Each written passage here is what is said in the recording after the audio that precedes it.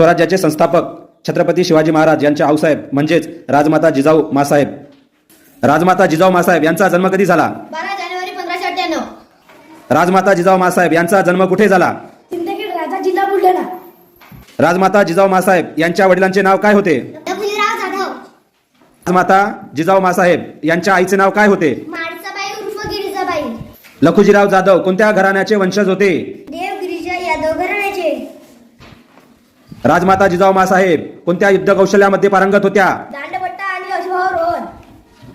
राजमाता जिजाऊ मासाहेब यांचा शहाजी राजांशी विवाह केव्हा आणि कोणत्या ठिकाणी झाला?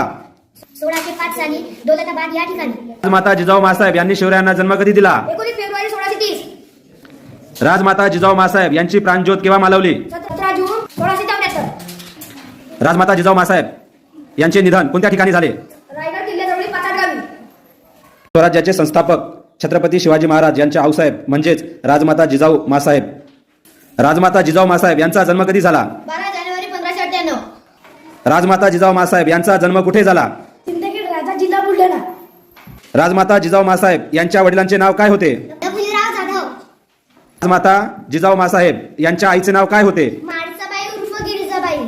लखुजीराव जाधव कोणत्या घराण्याचे वंशज होते? देव गिरिजा यादव घराण्याचे. राजमाता जिजाऊ मासाहेब कोणत्या युद्ध कौशल्यामध्ये पारंगत होत्या? दांडपट्टा आणि अश्वारोहण.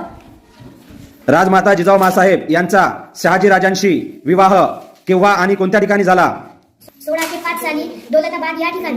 राजमाता जिजाऊ मासाहेब यांनी शिवरायांना जन्म कधी दिला? 19 फेब्रुवारी 1630. राजमाता जिजाऊ मासाहेब यांची प्राणज्योत केव्हा मालवली? 17 जून 1674. राजमाता जिजाऊ मासाहेब यांचे निधन कोणत्या ठिकाणी झाले?